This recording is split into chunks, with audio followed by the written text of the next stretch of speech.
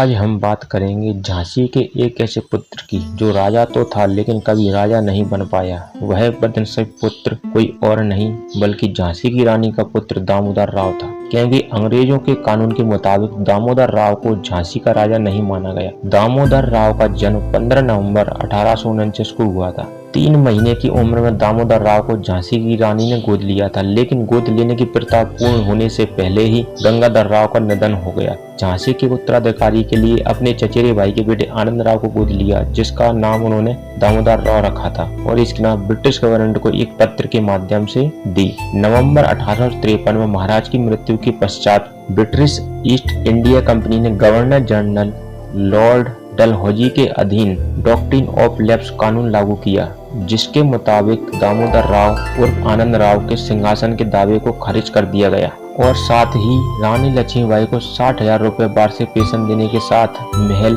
छोड़ने का आदेश दिया गया। मार्च अप्रैल 1858 में कैप्टन ह्यूरोज की कंपनी बलों ने किले को चारों तरफ से घेर लिया और 4 अप्रैल 1858 किले पर कब्जा कर लिया। 1857 की क्रांति की सबसे बड़ी नायिका और झांसी की रानी लक्ष्मीबाई का नाम वीरता की श्रेणी में सबसे ऊपर रखा गया है। रानी लक्ष्मीबाई का व्यक्तित्व आज सिर्फ महिलाओं के लिए नहीं बल्कि पूरे देश के युवाओं के लिए एक प्रेरणा स्रोत रहा है। 18 जून 1858 को रानी लक्ष्मीबाई ग्वालियर में अंग्रेजों के खिलाफ लड़ती हुई शहीद हुई थी। रानी लक्ष्मीबाई का जन्म बनारस के पास एक गांव के ब्राह्मण परिवार में हुआ था। उनके बचपन का नाम मणिकर्णिका था। रानी को प्यार से लोग मनु कहते थे।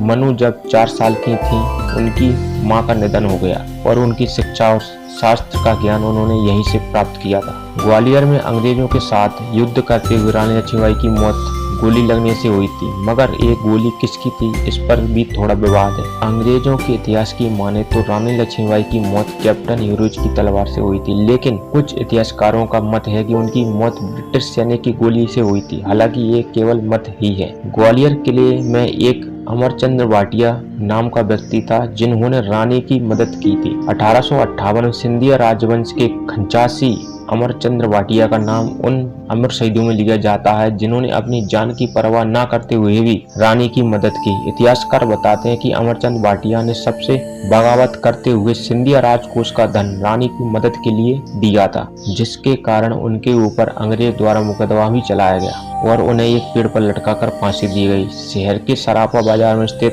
पेड़ आज भी रामचंद्र भाटिया और रानी की शहादत का प्रतीक है। इसलिए कहा जाता था अंग्रेज अपने मुताबिक कानून बनाते थे और हमारे देश के लोगों पर अत्याचार करते थे।